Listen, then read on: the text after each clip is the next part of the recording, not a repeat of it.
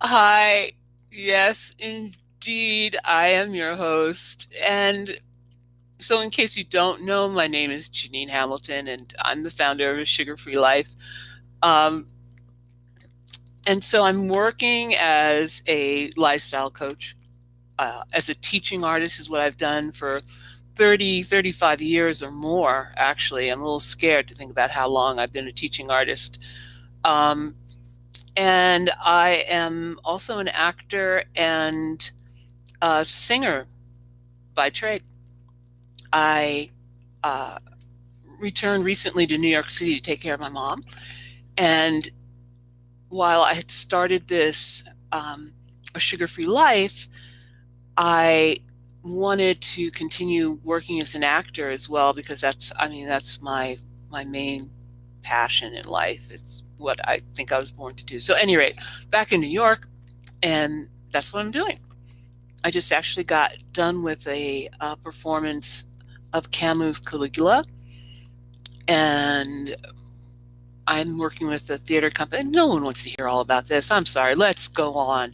So turn off your phone, close those other tabs. I think we definitely live in an age of distraction. So, that whole notion of multitasking is not a true one. So close those things off will help because even subconsciously you get stuck in mode of your subconscious looking to see what's coming up. So turn it off, get rid of it. Give me this amount of time for you because that's really what we're going to be talking about today. You. And later, I just want to let you know I've got a couple of goodies in store. And one of them I'm really excited about. It's meal plans for a year. And I figured out a way to do that so that you guys can have that for free. But you're going to have to stick around to the end to get that. There's also some goodies for coming today, and those you'll hear about later as well. So let's just find out a little bit more about you guys. So what what would having your health back mean in your life? And that, like, what would it enable you to do that you feel like you can't do now? Tell me in the chat. I really would love this to be more interactive than just me blabbing on. Although it's not going to be blab, it'll be good info. But participating, I think, will make it, one, more fun, and two, more informative. I think more I learn, the better I'm able to help people. So um, if you want, put that in the chat, or you can tell me how your health is now. How are you feeling day to day? What's it like for you right now? In some ways, I think it's more fun to talk about what you'd like it to be like, but it's important to be clear about where you are as well. You can type that into the chat or not. No pressure. Um, I've got one more question for you that you may like. No one wants to put anything in the chat? Okay. Well, this is one that would be really helpful for you to let me know what you've tried in the past to get off of sugar or to change how you eat. Um, because it's just good to know in general whether or not people have tried stuff before and it hasn't or has worked for them. Um, or not. Go on. You could just go ahead and be quiet. Oh, Stephanie, no. Oh, I hear you. Well, you know what?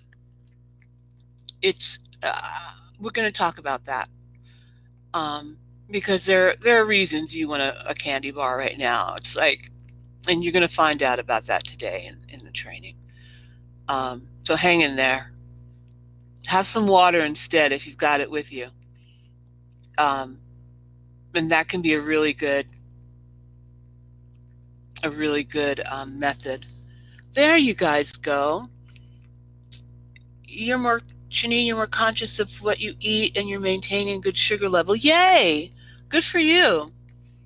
Um, Stephanie, you haven't tried anything to get off sugar. No, really? Well, good, because you're gonna have you don't have that thought in your head of, oh, it hasn't worked for me before. I know so many people who have that, and it kind of gets in their way. So, good. Um, I really want to say that being clear about it is half the battle. Believe it or not, that really is half the battle. All right. So you can let me know if this sounds like you, that you just want to be able to enjoy your food without gaining weight. You know what I mean? Like, can't I just eat and not have to worry about it? I had someone who said, right? Stephanie saying, yes, yeah. I had a friend who said to me, well, there's no cure for type 2 diabetes. I'm like, yes, there is.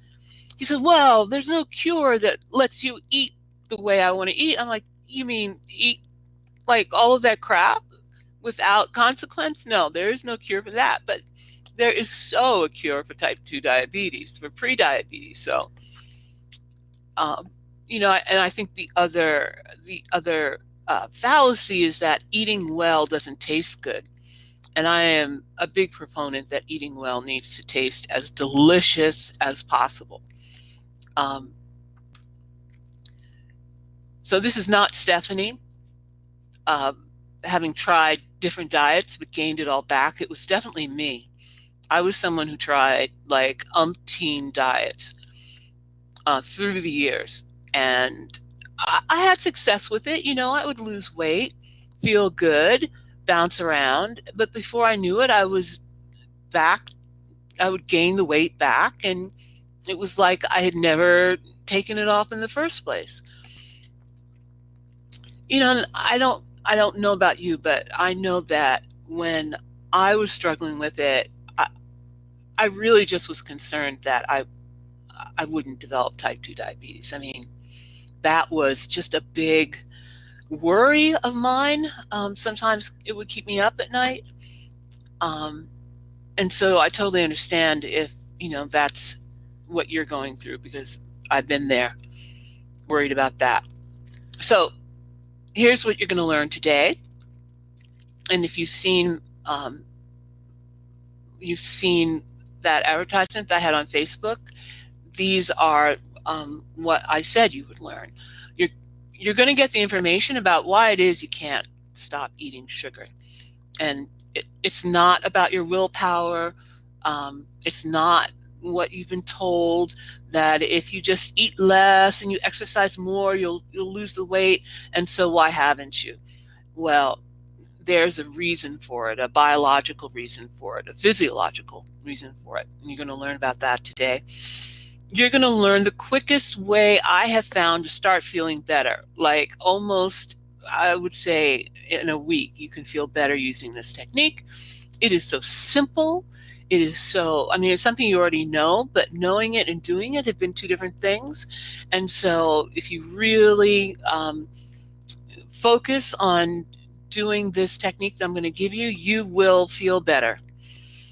I'm going to give you a short and sweet secret ingredient to beat cravings. I love that it's called a secret ingredient, because it sounds like, like buried treasure, like a hidden something. And it is, but it's so simple and it's so accessible. And it really makes a huge difference with cravings.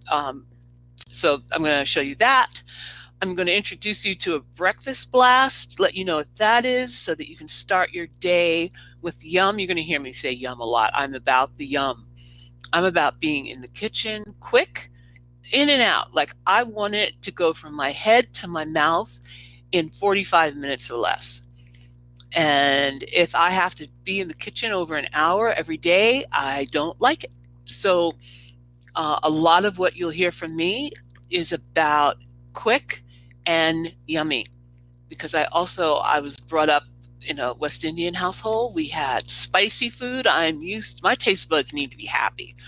And if my taste buds aren't happy, I'm not happy. So there's no dry, tasteless, bland going on. I'm not saying it's all spicy. It is not, but it tastes good. Um, and then I am going to end with the number one proven strategy. And I say proven because it is. Research has been done. This isn't just me giving you hype. This is science. Proven studies have shown that this is the strategy to get free of sugar. And then not only that, it's been my experience as well as my mentor, who maybe I should introduce her now because I don't think I have an introduction in these slides. Her name is Dr. Christina Cummings. Oh, actually, you know what? I do. Let me get to it. So yeah, this is a part where I will get to it because I want to share with you my story quickly. Don't let me get going about acting. So you know how I got here and how I learned what I'm going to share with you today. So this is me 8 years ago. Not the prettiest picture, I know. And actually, I don't really have great photos to share with you today. I was running around looking for something to put up, and I had to dig. I had to dig hard to find any photos like before and after. So you're gonna have to bear with me. But this is me. I think pretty typically of most Americans on the standard American diet. The acronym is SAD. And that was where I was at. And in particular, being a performer, this was not a good place for me to be. As well, my health, it didn't help my being able to perform as well. And, maybe you can relate the things I struggled with, I think most people struggle with, of keeping, how can I say it? Like for me, it was about, I would make a plan. Okay, I'm going to start eating well tomorrow. And I'm not going to eat this, that, and the other. And that's what I'm going to do. I'm going to stick to it. Tomorrow would come. I'd start off in the morning. And by the evening, I was eating this, that, or the other. Time and time again. So what I'm saying is I was struggling with taking sugar out of my diet, like long term. It was easy sometimes to do it for, while I was on that quote unquote diet, but long term, no, it wasn't happening. And so keeping weight off, it's like, I used to be a cigarette smoker. I used to tell people quitting wasn't the problem. It was staying quit. I no longer smoke, by the way. It's been 20 some odd years. But it is about keeping the weight off, not just getting the weight off. And then how to stick, how to create, I have here, it says sticking with healthy eating habits, but really it should be, my challenge was creating healthy eating habits. I think that is the problem that most people have, and it's definitely something I want to address. So here's the part where I think I talk about my cousin, because Dr. Cummings took me, actually didn't take, she like paid for my plane ride out to California. She literally said to me, "You're going on this 2-week no sugar retreat with me. I go all the time. It is amazing. You're going to feel great. It will change your life." And I was like, 2 weeks, no sugar? Excuse me? But she is my cousin, the doctor, and she knows her shit. She is intelligent, kind, a wonderful doctor. I mean, a healer, and I had to say yes. Not only did she buy the plane ticket, but, she was telling me that this is something that I should do. And I'm going to listen to her. So I did, and I went. And I had 2 weeks of just being enveloped in all of this information and classes and good food, and I came out of there realizing that sugar, it isn't about it being sweet.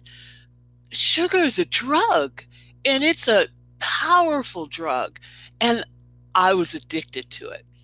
And I know that's a scary word, and it's a strong word, and it turns some people off and it makes some people nervous, but I got news for you.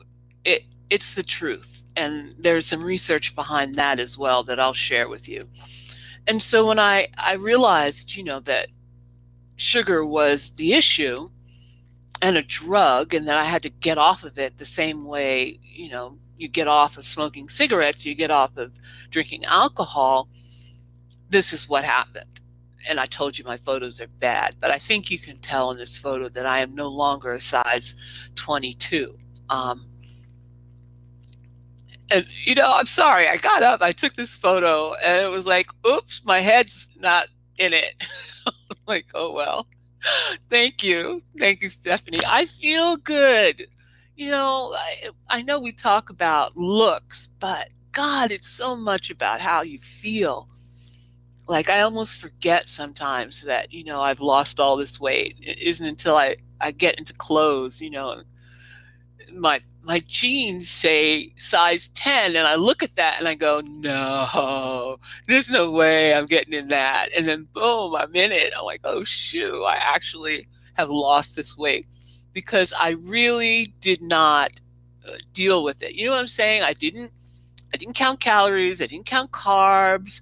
I didn't get on the scale. I don't have a scale. Well, actually, now I'm at my mother's. I have one under the bed, but I never use it. And I had come from this place where walking down the stairs hurt. I mean, that's how I knew that I originally was in trouble. Like, going downstairs was painful. And I love this shot. If you know Firefly from Joss Whedon, that TV show, that's where this is from. Kaylee rolling her eyes up in the back of her head because the strawberry tastes so good. And that is not an exaggeration. It's what happens when you get off sugar. Your taste buds are so desensitized to the sugar that they can't taste anything. And so when you get off of sugar, all of these flavors come back, and literally your eyes can roll up into your head because food can taste so good. Okay, I put the head back in it. Oh, I've been size 10 for the past 3 years. Maybe it's the past 2 years. I'm not really so sure about that. I was up late trying to put this thing together. But yeah, it's definitely a different world. It's more fun to shop, if nothing else. And, I feel like I'm going too slow here, but it's not just me. People have had a lot of success by taking sugar out of their diet. So Bruce reduced his blood sugar. He reduced his blood pressure. I also think he reduced his cholesterol, but I don't have that written down. And that's the feeling I want you guys to be able to imagine, that you feel good, feeling good, like waking up and feeling good. I had forgotten what that was like, but it happens. So that's enough of all of that. Let's get started with this, so that we can get to the really good stuff. And Stephanie, I want to make sure we answer your questions. So the first thing that I think that's so important, and I know that I found it important for my own growth in this, was understanding why it is you can't stop eating sugar. And it's not hyperbole to say that sugar is as addictive as cocaine. I've listed a couple of references of studies that have looked into it. And this picture of a PET scan is showing the difference in sensitivity to dopamine. Here's the red is the dopamine. And so a normal brain is sensitized to it.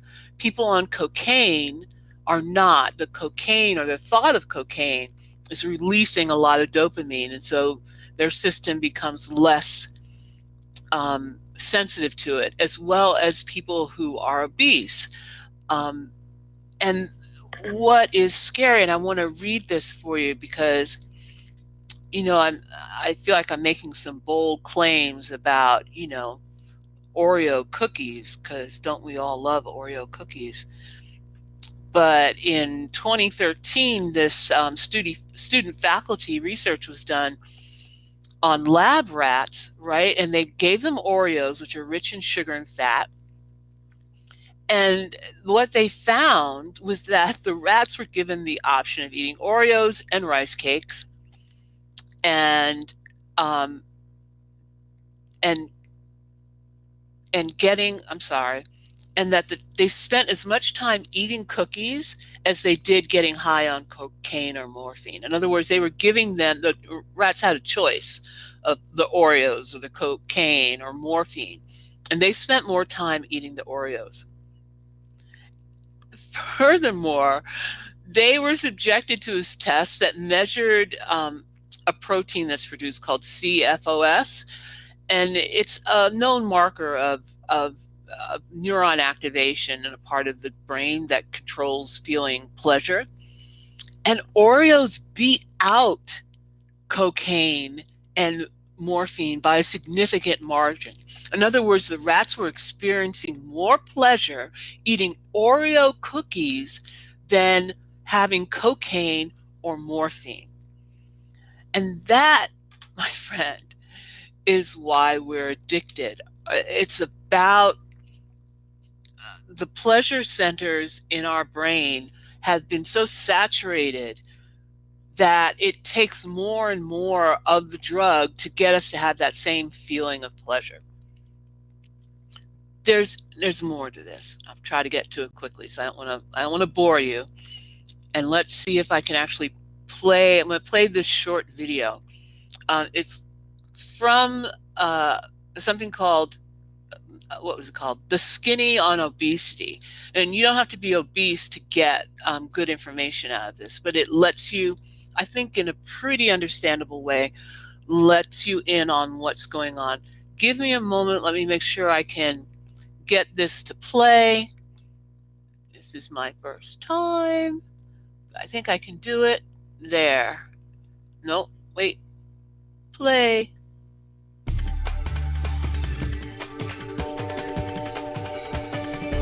Are you seeing the video?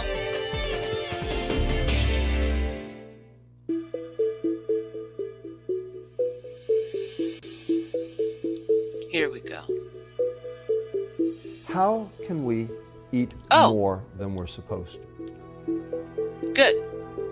No one can exert willpower over a biochemical drive that goes on every minute of every day of every year.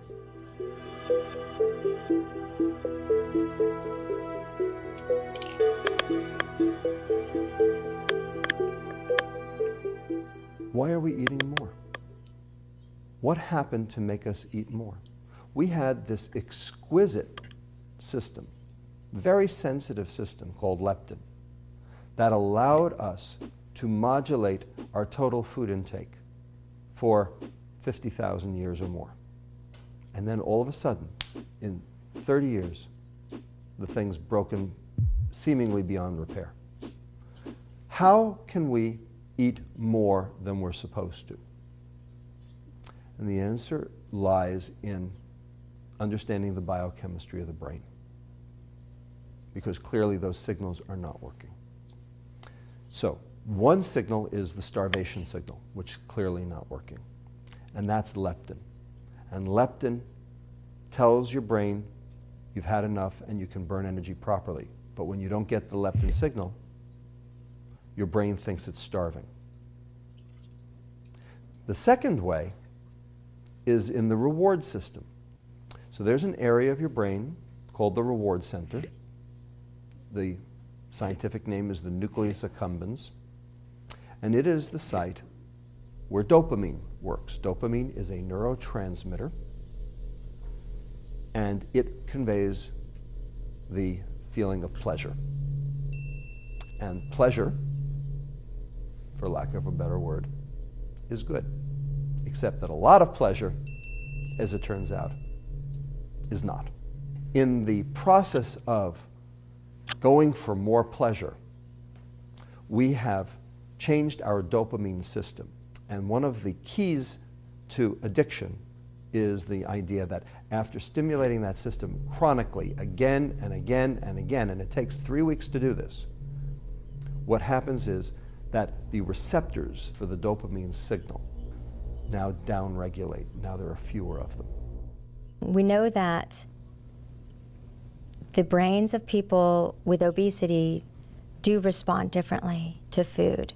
In that reward center, when they see palatable food, some parts of the brain light up a lot, that wanting part. But the liking part, once they taste the food, it's blunted. It's not that they're getting more pleasure and reward, they're getting less.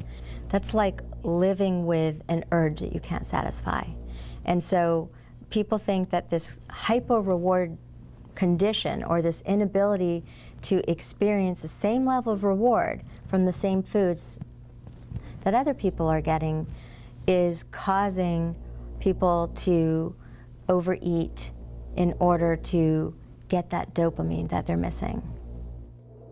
You have to eat more to get the same effect. And that phenomenon is called tolerance. And then when you pull the chemicals that cause the pleasure away, now there's no dopamine and fewer receptors, and that gives you symptoms of withdrawal. So tolerance and withdrawal are the hallmarks of addiction. We know that this occurs with nicotine. That's why we have tobacco addiction. We know this occurs with alcohol. We know this occurs with cocaine, morphine, cannabis. It occurs with every single drug of abuse. And it occurs with sugar too. And that's relatively new data that has come out in, say, the last 5 years, which shows that sugar specifically downregulates the same factors, the same receptors in that nucleus accumbens, in the reward center, as does all of these other addictive, abusive compounds. Addiction's a strong word, but it might be a really helpful word to push us to recognize the power of certain food on the brain. There is some evidence that becoming obese does change and blunt that reward system. So there.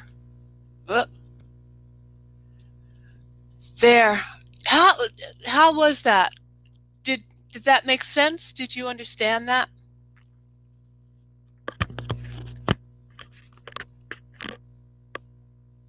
Yeah, it is interesting. Good. I'm glad it made sense. And I think, if you think about it, you don't have to tell me in the chat, but if you think about it, it also it kind of makes sense in terms of our experience. At least I know with my experience with food and eating and sugar and eating, because a lot of the same, if I quote, stop, I'm sorry, I've just gone like brain dead. If I say I want to stop eating a certain food, and then I let myself have some of it, I start slipping. I call it like a slippery slope. And the next thing I know, I'm back to eating full steam the way I didn't want to eat. Whereas when I get off of sugar, and I mean getting off of it, like I do a 10-day sugar cleanse and get it out of my system so that my hormonal system can reset. I don't have that same kind of pull at all to eat the foods that I don't want to eat. I just think that this whole notion of the addiction just makes sense about why we crave certain foods, especially they're sweet or bread or cheese, and the thought of them, like I've seen television commercials that made me want to go out and eat stuff that I don't even eat. Whoop, I've lost my button. There we go. Yeah, this is what I was talking about before, saying I was going to stop, and like that night, I'm back at it. For me, nighttime was a dangerous time, and I'm like ahead of my slides. I say it, and then there it is. But yeah, that's what I'm talking about. So, at any rate, I think addiction really kind of speaks to some of this, and it explains why it is we have so much trouble. What this whole notion of everything in moderation.